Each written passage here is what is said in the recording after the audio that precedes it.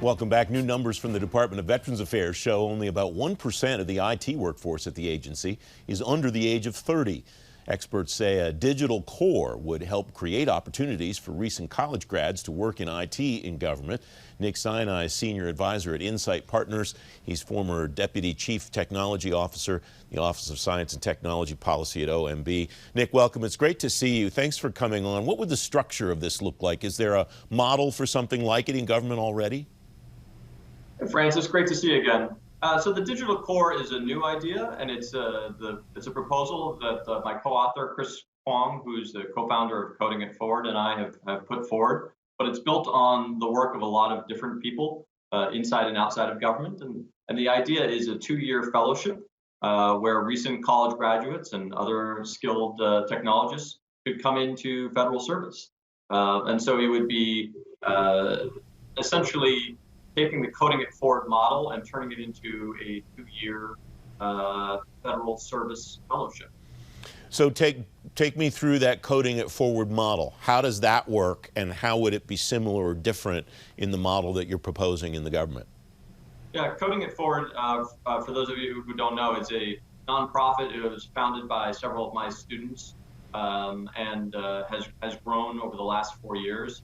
I think they've placed 200 fellows in about a dozen agencies, and they've had a lot of success with a cohort model, with a high degree of technical mentorship and sponsorship, both directly in the agencies that they serve, but also bringing in USDS and Presidential Innovation Fellows and 18F and other parts of the civic tech community to help mentor. So taking that and trying to bring that same sense of purpose, of community, of cohort to a new crop of college graduates and other skilled technologists who want to serve.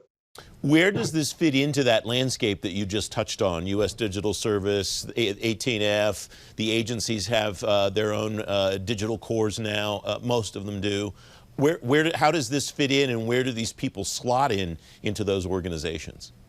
Yeah, so USDS and Presidential Innovation Fellows are really mid-career programs designed for people to come in and serve, 1 year, 2 year, or more, that type of model.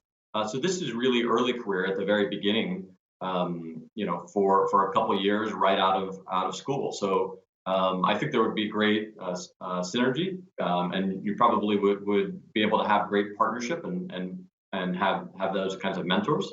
But think of this more as a tech-focused PMF with a lot of the community and support model. What are the steps that are necessary for the incoming administration to implement something like this? Is this something that requires something from Congress, or is this something that the new team would be able to implement on their own? Well, this is something that absolutely an incoming Biden administration could get started on in year 1 or year 2 without Congress. Of course, having congressional authorization and appropriations helps with these types of things, but you absolutely could get started. So you could imagine using the direct hire authority that the past administration got stood up a little bit further. You can imagine using the recent graduates pathway. So using one of these hiring pathways, but essentially working to stand up a new program office, maybe borrowing some of the learnings from the PMF, from PIF, even the AAAS fellowship model, and bringing the best of all worlds to a new program effort where you would centrally recruit and screen and help place these digital core fellows. Are those models that you referenced good for also going out and finding the people? Structurally, it sounds like that would make a lot of sense to use them as models within the operations of the government as an enterprise in the individual agencies.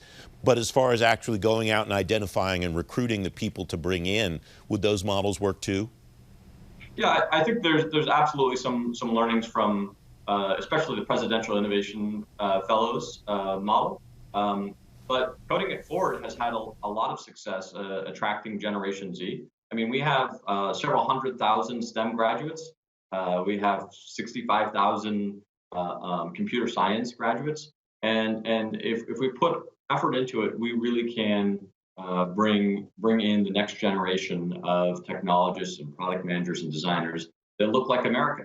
And that's something that the Biden administration cares about. And I think with some intentionality, we can go out and reverse the numbers that we have, which are just there's just too few people under the age of 30. I think it's 6% in federal service today, and so Generation Z wants to serve, and especially those in technology. And so we have to find a way to make this possible so they can come and help deliver better, simpler government services. Nick Sinai, thanks very much. It's great to have you back as always.